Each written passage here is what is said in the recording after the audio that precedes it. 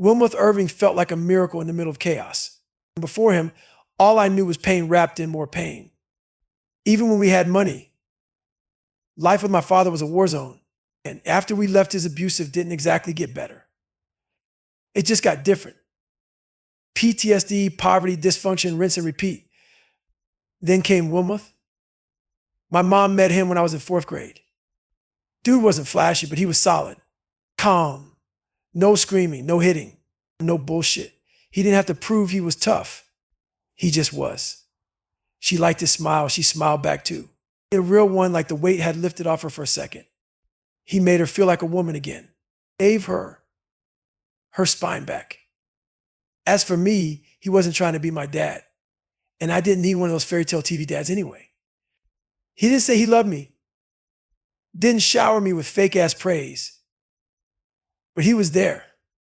And sometimes just showing the fuck up is everything. Basketball was my obsession. It was the only thing I trusted. Me and my boy Johnny Nichols were always on the court, and Wilmouth had game. We played together all the time. He taught me moves, drilled me on defense, helped shape my jumper. He was the closest thing I had to a father figure who didn't fuck me up. The three of us made holidays feel like actual holidays for once. Then the summer before 8th grade, he dropped to one knee and asked my mom to marry him. He lived in Indianapolis. We weren't there yet, but the plan was to move in that summer. It wasn't some millionaire lifestyle like we had with my father, but it was stable. It felt like a reset, a new chapter. I was counting the days. Then the day after Christmas in 1989, it all got fucked. He spent Christmas Day with us at my grandparents' place in Brazil, Indiana. Next day, he had a basketball game in his men's league and told me to pack up to come along. I had my shit ready 2 days early. I was pumped. But that morning, he looked at me and said, "I'm going to keep you back here this time, little David." I dropped my head. I didn't argue. I didn't beg. I was raised to stay out of adult business, and I knew not to expect explanations. Still, it stung. He saw the disappointment on my face and tried to smooth it over. "Your mom's coming up in a few days, and we can play ball then."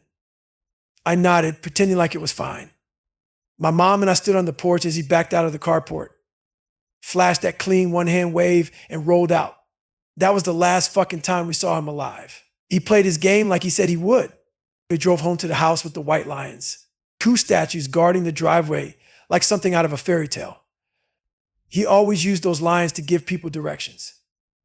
Pulled into the garage, probably thinking about dinner or the next day. Never saw it coming. They'd been watching him for hours, stalking him, waiting for the perfect moment. And when he stepped out of his car, they came out of the dark and lit him up.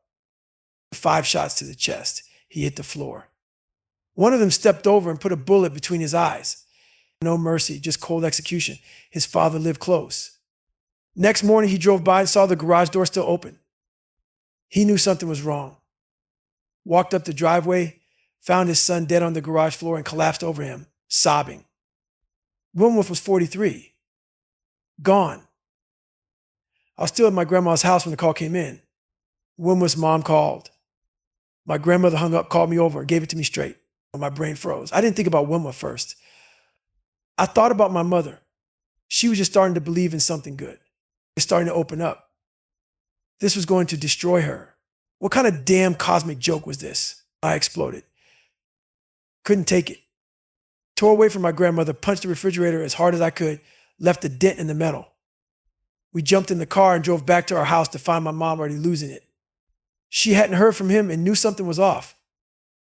She just called his place. A detective answered. She didn't expect that. Nobody expects that. But she still couldn't connect the dots. Not yet. My grandmother peeled the phone from her hand and sat her down, told her what happened. And at first she refused to believe it. Thought it had to be one of his twisted jokes. Something he cooked up for laughs. But then she remembered. He'd been shot a couple of months earlier. It said it was a mistake. Said the bullets weren't meant for him. It said it was nothing. But it was something. It was everything. She never imagined he had a street side, a second life she didn't know about. And now it was too late to ask questions. The cops never figured out why he was killed. Some said it was drugs, some shady business deal gone wrong. Nobody knew shit. But the reality was this: he was gone. My mom packed her bag in a day, still hoping this was all some bad prank. But she brought a funeral dress just in case. When we pulled up to his house, yellow police tape wrapped it like a sick joke of a Christmas present. The garage was still open. Blood still on the floor. His blood. I remember walking up behind my mom, stepping through the crime scene and glancing left, trying to catch a glimpse of where he was shot. I was 14, a kid. But nobody stopped me. Nobody said shit. Not the cops, not the family. Like I was supposed to soak in that death and just keep walking. My mom stayed there that night. In the same fucking house. The cops let her. She had her brother-in-law with her, armed to the teeth in case the killers came back. I was sent to Wilmouth's sister's place. It was cold and dark and quiet as a damn tomb. The only thing in the room was one of those big old school TVs with a dial, with 13 channels. Only 3 worked. And on all 3, they played the same damn news footage on repeat. And me and my mom ducking under police tape. Wilmouth getting wheeled out on a gurney, sheet over his body. I watched it on loop. Couldn't stop. It couldn't breathe. It was like a horror film starring me, and the tape never ended. My mind started skipping like a busted record. All the hope, all the dreams of something better. Blown to hell. The future we thought we had was just a lie. That bright sky blue dream. Fucking dead. All I had left was the same old nightmare. A few days after we buried Wilma, school started back up. I got on the bus in Brazil, Indiana, still spinning. My mom hadn't made any decision about whether we were staying or moving to Indy. She was in shock, frozen inside. I never saw her cry with Wilma. It was like her soul bailed out. Like all the shit she'd been holding in came back full force and swallowed her whole. She became a fucking ghost in our house. I played along, tried to find something normal, but nothing was. I kept showing up at school because I didn't know what else to do. On my first day back, I got on the bus and sat where I always did, above the back tire, staring out the window. And just like that, a memory hit me like a steel bat to the skull. Something I buried deep came roaring back. A year before, I'd been on that same bus when it happened. We were waiting to pull up to the curb at school. A car stopped nearby. A little boy, couldn't have been more than 6, jumped out and ran toward us holding a tray of cookies. His face was lit up like it was Christmas morning. That driver never saw him. The bus lunged forward. I caught his mom's face just before it happened. That primal scream, that fucking sound, it still haunts me. Blood splattered my window. The whole bus froze. His mother lost her damn mind. She started ripping her hair out, wailing like a wounded animal. Then the sirens came. Too late. That little boy was gone. The cookies were a gift for the driver. We were all ordered off the bus. As I passed, I looked under and saw him. Flat as paper, head crushed, brains and blood pooled like oil. I didn't cry.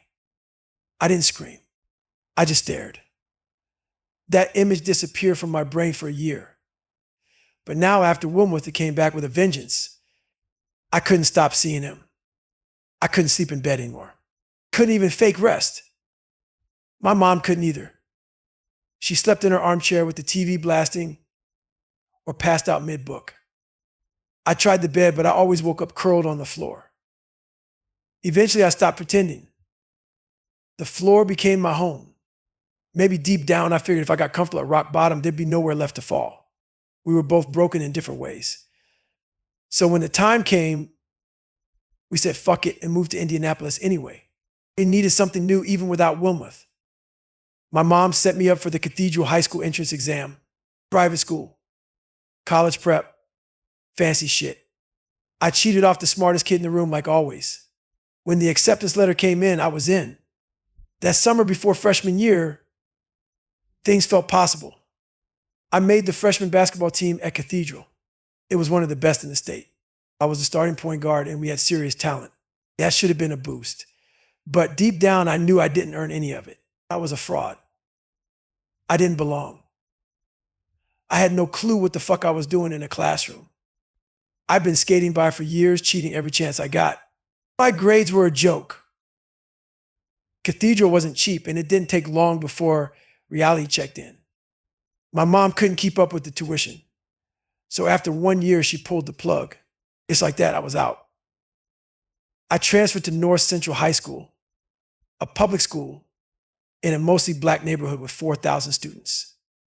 I showed up looking like a lost white kid, tight jeans, collared shirt tucked in, and a braided belt like some middle school youth pastor. The only thing that saved me from getting roasted into oblivion was the fact that I could hoop. My whole sophomore year was about trying to fit in. I changed how I talked, walked, dressed. Hip hop took over my style. I started rolling with gangbangers, skipping school, chasing trouble. I was becoming someone else, someone I thought I had to be. One day my mom came home and found me sitting at the dining room table with 10 of the sketchiest dudes she'd ever seen. Her words, 10 thugs. She wasn't wrong. A few weeks later, we were back in Brazil. I re-enrolled at Northview High School the same week basketball tryouts started. I showed up right in the middle of lunch when the cafeteria was packed. Northview had around 1,000 students. Only 5 of us were black. Last time they saw me, I looked like one of them. Not anymore. I walked in like a walking stereotype. Pants sagging 5 sizes too big, oversized Bulls jacket, backward cap tilted to the side. The whole cafeteria stopped and stared. Teachers, students, staff. They looked at me like I was a fucking alien. I kept walking like I didn't give a damn, like I was bulletproof. But that was a lie. Deep down, I was scared shitless. I was insecure as hell walking back into that place. Brazil had always been a pressure cooker for me. And the last time I was here, I buried pain so deep I didn't even know how much it was still rotting inside me. Indianapolis gave me a taste of something new, something different, but coming back just reminded me how far from solid I really was. I re-enrolled at Northview High School the same week basketball tryouts started.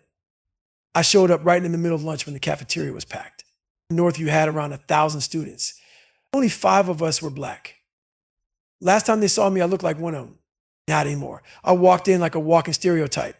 Pants sagging 5 sizes too big, oversized Bulls jacket, backward cap tilted to the side.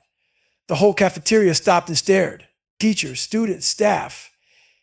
They looked at me like I was a fucking alien. I kept walking like I didn't give a damn, like I was bulletproof. But that was a lie. Deep down, I was scared shitless. I was insecure as hell walking back into that place. Brazil had always been a pressure cooker for me. And the last time I was here, I buried pain so deep I didn't even know how much it was still rotting inside me. Indianapolis gave me a taste of something new, something different, but coming back just reminded me how far from solid I really was. Their idea of basketball was all structure and silence, church ball. When I started talking shit after crossing people or draining shots, I embarrassed the coaches. Instead of embracing the energy, they punished me, pulled me off point and stuck me in the front court where I didn't know what the fuck I was doing. I was uncomfortable, stiff, and I played like shit. That shut me the hell up real quick. Meanwhile, Johnny was killing it. Johnny Nichols and I had been tight forever. And when I got back, we picked up where we left off, battling on the court nonstop. He was always nice with the ball, and during trials, he was doing his thing. Smart plays, clean shots, good vision. No surprise when he made varsity. Me. I barely scraped by into JV. I was crushed, but not because of basketball. That was just a symptom. The real sickness was something else. Brazil hadn't changed, but I had. Or at least I thought I had. Back in grade school, it was rough, yeah, but I didn't feel the racism. I didn't see it. As a teenager, it was everywhere. I wasn't being paranoid. This shit was real. It was loud. It was in your face. Not long after we moved back, I went to a party out in the country with my cousin Damon. We stayed out too late and called our grandmother for a ride. She wasn't having it. Told us if we disobeyed, we better walk. So we did. 10 miles down a long-ass road in the middle of nowhere. There's 2 black kids in oversized jackets and sagging jeans, sticking out like a sore thumb in rural Indiana. About 7 miles in, a rusty-ass pickup truck rolled up on us. We moved to the side to let it pass, but it slowed to a crawl. There were 2 white kids in the cab and one standing up in the bed. The passenger rolled down his window and started yelling. We didn't react, just kept walking. Then we heard tires spin on gravel. The truck whipped around and came back.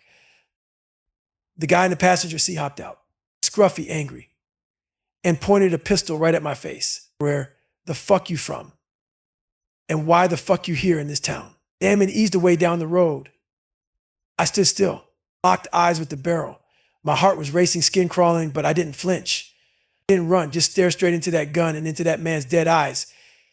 After a few seconds, he turned and got back in the truck. They sped off. I exhaled, but the hate in my chest stayed. That wasn't even the first time I heard the word, a nigger. That one came at me in Pizza Hut. I was with Johnny and some girls, including this brunette I had a little thing for. Damn. She liked me too. We were just kicking it. Then her father showed up, white dude, red-faced and pissed. The moment she saw him, she froze. He stormed across the restaurant and locked eyes on her like I wasn't even there. I don't want to ever see you sitting with this nigger again. He dragged her out like she was property. She didn't say a word, just stared at the floor in shame. I sat there frozen, couldn't move, he couldn't speak. I didn't understand how a grown man could spit that much hate without blinking. If he felt that way, how many other people in that town did? I didn't want the answer, but it lived in my bones now. The sophomore year in Brazil, I became invisible on purpose. My whole strategy was they won't fuck with me if they don't see me. So I slid into the back row in every class, kept my head down and made myself small. Our high school required a foreign language, which was a sick joke. I could barely read English, let alone figure out Spanish. After almost a decade of cheating, my ignorance wasn't some secret anymore. It was carved into stone. I still remember the day I walked into Spanish class like it was yesterday. Grabbed my workbook from the cabinet in the back, like always, slumped into my seat, opened it up. Nothing new. Just the usual routine of pretending to give a shit. But this time, something stopped me cold. On the inside page of that workbook, under my name, someone had drawn a picture of me in a noose, like a little stick figure lynching. Basic as hell. Like something from a fucked up game of hangman. Underneath, in sloppy ass writing, were the words, "Nigel, we're going to kill you." Misspelled. Yeah. But I didn't give a fuck about the spelling. They made their point. I stared at it for what felt like a year. The whole classroom faded out. Teachers' lips were still moving, but I didn't hear a damn word. And I was locked in. My blood pressure spiked. My ears buzzed, my fists clenched under the desk. I looked around the room, searching faces, knowing damn well whoever wrote that was probably sitting right behind me, watching to see if it would break me. It didn't. Not the way they wanted. But it lit something up inside me that I couldn't contain. I stood up without saying a word. The teacher called my name. I didn't look back. I marched straight out and walked straight into the principal's office, dropped the book on his desk like it was a live grenade. "I'm tired of this shit," I said. KK. Freeman was the principal at the time. I'll give him credit. He didn't pretend not to know what was up. He looked down at the drawing and sat there with it for a second, then looked back up at me. He saw the tears in my eyes, saw how deep it cut. But still, the best he could do was this weak-ass line. "David, this is sheer ignorance. They don't even know how to spell." And my life had been threatened. Someone in this fucking school wanted me hanging from a tree, and that was all he had. I walked out of there with a new kind of rage, a deeper kind. The kind that doesn't burn fast and bright. It simmers, sinks in, settles deep into your bones. After that, I never looked at anyone the same. I didn't know who the enemy was. Could have been one of the rednecks from history class, always cracking racist jokes just loud enough for me to hear. Could have been someone I thought I was cool with. That's the shit that got under my skin, not knowing. Not being able to tell who hated me and who just pretended they didn't. It fucked with my head in a way that a loaded gun or slur never could. At least that shit was honest. I still have friends, mostly white. But after that day, I couldn't stop seeing the invisible ink on every wall, in every hallway, every lunch table. Racism didn't have to scream to exist. It could whisper and grin at the same time. This time they spelled it right. I went straight to Principal Freeman again. He had no words. Just silence and that same helpless look in his eyes. Meanwhile, my insides were ripping open. The hate I'd been carrying boiled over, but not outward. I wasn't punching walls or yelling. I was rotten inside. And I didn't know where to put it. I didn't know how to release that pressure. So I turned to rage. I didn't explode. I didn't scream or cry. I just imploded quietly. And in that dark, hollow space, I found Malcolm X, I started watching one of his speeches on VHS every single day. His anger spoke to me. It made sense. He wasn't just pissed. He was precise. He took black pain and made it into a weapon. I didn't understand all his political shit, but I understood the fire. I was already burning. His voice made it feel like maybe I wasn't crazy. Maybe I wasn't alone. But I wasn't built for Nation of Islam discipline. That took structure. And I didn't have any of that. I had rage and chaos. So by junior year, I decided to stop pretending. I leaned all the way into the stereotype that made them uncomfortable. I became the image they already hated. Every day, I wore my pants sagging below my ass. I rewired my car stereo and plugged it into house speakers that filled the trunk. Drove through town rattling windows, blasting Snoop Dogg's gin and juice. I wrapped my steering wheel in 3 layers of shag carpet and hung fuzzy dice from the mirror. I'd stand in front of the mirror in the morning, thinking up new ways to fuck with racists. Wild haircuts, shaved lines in my scalp, anything to say. Yeah, I'm that guy. Deal with it. And here's the thing. I was popular. I wasn't some outcast. I was the cool black kid in town. But if you scratch the surface, there was nothing underneath. I wasn't repping black pride. I wasn't fighting racism. I was just lashing out, trying to get a reaction out of people who already hated me. That's how empty I was. I needed their hate to feel like I mattered. I didn't have goals. I didn't have focus. I was full of pain and zero purpose. From the outside, it probably looked like I was headed straight for a brick wall. But I still had one dream left. I wanted to join the Air Force. And my grandfather had been in for 37 years, a cook. But he wore that uniform with pride every damn day. Even after retirement, he'd wear his dress blues to church, his work uniform to sit on the porch. It wasn't a job to him. It was identity. And that meant something to me. That pride was missing from my life, and I wanted to feel it too. So I joined the Civil Air Patrol. We met once a week, marched in formation, learned about different Air Force careers. That's where I heard about pararescue. The guys who jump out of planes to save downed pilots. That shit grabbed me. I wanted that. One summer before freshman year, I went to a pararescue jump orientation course. I was the only black kid there, as usual. But I didn't care. One day, this badass PJ named Scott Darren came to talk to us. He told a story that embedded itself in my brain forever. He was on a high altitude jump, 13,000 feet. Another guy was above him and didn't see him wave off. The guy cannonballed to avoid him but failed. Slammed through Darren's canopy at over 120 miles an hour. Hit him in the face with his knees. Knocked him unconscious midair. Darren free fell with a collapsed chute and hit the ground doing 100. Bounced 3 times. Died twice in surgery. They brought him back. Doctors told him he'd never jump again. 18 months later, he was back in the air. That story stuck with me because I felt like I was free falling with no chute. All the trauma, all the racism, all the hate. None of it killed me, but it wasn't like I was surviving either. I was falling. And I wanted proof that you could pull yourself out of that kind of spiral. Aaron was that proof. I made up my mind right then.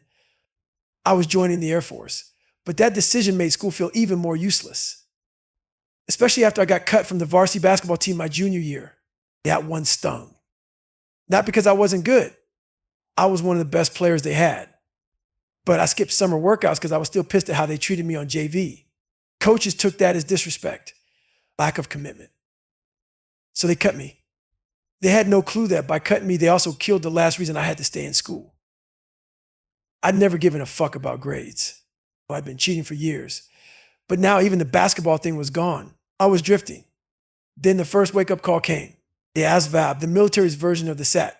It tests to see what you know and how fast you can learn. I walked in cocky, ready to cheat like always. But when I sat down, I realized the guy to my left had a totally different version of the test than I did. So did the guy on my right. I was screwed. And no shortcuts, no lifelines, just me and the truth. I scored a 20 out of 99. Air Force minimum was 36. I didn't even come close. Then, like life was kicking me while I was down, the second hit came in the form of a letter from school. It said I'd missed more than a quarter of the year. At a D average. If I didn't step the fuck up senior year, I wasn't graduating. My mom didn't even react. She was still numb from Wilmouth. Still hollow. Now, she didn't yell. Didn't cry. She just said, "You're flunking out." I came home later that day with my stomach growling, broke as hell. No apology. No explanation. She left the door open and let me walk in. I made a peanut butter and jelly sandwich in silence, took the letter, and went to my room. I stared at my walls, Jordan posters, special ops cutouts, all that fake motivation I wasn't living up to. Then I looked in the mirror and hated what I saw. That night, I stepped out of the shower and stood in front of the bathroom mirror, steam swirling all around me, fogging up everything but the truth. I wiped it clean and stared straight at the reflection of a loser, a punk-ass kid who stood for nothing. I hated what I saw, hated who I'd become. I was all swagger and no substance, a walking shell, no discipline, no direction. It was just a fraud with a mouth and no plan. I looked myself dead in the eyes and started talking. Look at you, I said. Why the fuck would the Air Force want your weak-ass self? What do you bring to the table? Nothing. You stand for nothing. I grabbed the shaving cream, smeared it on my face, unwrapped a fresh razor, and kept going. Every stroke across my skin cut deeper than the blade. You're one dumb motherfucker. You read like a damn third grader. You're a fucking joke. You've never worked hard at anything except basketball. And even then you quit when it got uncomfortable. Now you think you've got dreams. Please. I lathered up my scalp, shaved it clean. I was done pretending. I was ready for a real change. And I wasn't sugarcoating shit. You don't see real men sagging their pants, blasting Snoop out the trunk. You look like a wannabe gangster. You're not hard. You're just loud. Steam poured from my skin. I wasn't venting. This was war. A full-blown, no-holds-barred confrontation with the weakest version of myself. No one's coming to save you, motherfucker. Not your mom, not Wilmouth, not God. And you want to change, then it's on you, and I'll own that shit. When I finished shaving, I looked different. And for the first time, I felt like maybe I could be different. That night, something new was born, and the ritual that would save my life. Every night from then on, I stood in that mirror and told myself the brutal truth. Loud, raw, unfiltered. I started writing my goals and insecurities on Post-it notes and plastering them to the glass. I didn't call it anything fancy back then, but now I call it what it was. The accountability mirror. I wasn't writing some dream board bullshit like be my best self or live your truth. No, my note says shit like make your fucking bed every day, pull your pants up, shave your damn head, wash the dishes without being told, stop being a bitch. They were direct, personal, honest, and they worked. Because for the first time in my life, I stopped lying to myself. Hey, you're fat. Say it out loud. Own that shit. Don't dress it up with, I need to lose a few pounds. No, you're fat, you're slow, you're lazy, you're broke. Whatever the fuck it is, say it. Because once you face it, you can fix it. But if you keep bullshitting yourself, you'll stay stuck forever. And this isn't about shame. It's about ownership. I wasn't trying to tear myself down. I was building the foundation to climb out of the hole I dug. Yeah, it hurt, but it worked. Pain is the ultimate truth serum. That summer between junior and senior year, I went all in. No more playing around. No more acting like life owed me something. I started writing down every single thing I wanted to change and plastering it on that mirror. It looked like a fucking crime board from a detective show. But each note was a target, a mission, and I hit them one by one. Because this time I wasn't hoping. I wasn't dreaming. I was working. I started getting up at 4:30 in the morning and hitting the YMCA before school. I ran at night, usually around the local golf course, no matter how tired I was. I kept that mirror full of goals and kept punching through them. One night I ran 13 miles, the longest I'd ever run in my life. I found myself approaching a familiar street, the same one where that redneck had pulled a gun on me. I turned away. Fear still lived there. I ran a half mile in the opposite direction, but something stopped me. I turned the fuck around. I did. And this time I ran straight down that road, heart pounding, fist clenched, scared as hell. 2 dogs came charging out of nowhere, barking like they wanted blood. I kept running, waited for the truck to show up, waited for the pass to reach out and pull me back down, but nothing happened. Just my breath on my legs. The dark silence of the country swallowed my fear. I came out the other side with something I'd never had before. The hour. I started brainwashing myself, rewiring my mind to crave discomfort. If it rained, I laced up. If it snowed, I ran harder. I stopped negotiating with my emotions. Pain wasn't the enemy anymore. It was the compass. The accountability mirror kept me honest, kept me from bitching out. If I skipped a run or slept in, I had to face that dude in the mirror. And he didn't give a fuck about excuses. He called me out. Loud and brutal. But the physical grind was nothing compared to the war I was about to fight with my mind. Because learning, that shit was my Mount Everest. I couldn't just read a book and understand it. I had to write out every page of every textbook by hand, word for word. Then read it back. Then write it again. English, history, algebra. Didn't matter. I built flashcards like a maniac. Thousands of them. I didn't learn shit by listening. I learned by beating it into my skull through repetition and grind. After I failed the ASVAB a second time, my mom finally saw I was serious. She found me a tutor. He helped, but not by making things easy. He just showed me what the real work looked like. He taught me how to break learning down into systems, and I followed it like my life depended on it. Because it did. I studied for hours every single day at our kitchen table. Not because I loved school. Not because I was trying to impress anyone. I studied because I was tired of being a punk, tired of being dumb, tired of not believing in myself. I didn't want to be the kid with potential. I wanted to be the man who earned it. My goals were taped to that mirror like a hit list. Pass the ASVAB, graduate high school, join the Air Force, get the fuck out of Brazil, Indiana. That mirror wasn't therapy. It was a weapon. It cut through all the fake narratives and left nothing but the truth. And the truth was, I'd wasted my life up to that point. I was behind. And I had to hustle harder than everyone else just to catch up. But something wild happened in that pressure cooker. I started falling in love with the process, being with the grind. My vocabulary exploded. My test scores climbed. My legs got stronger. My brain got sharper.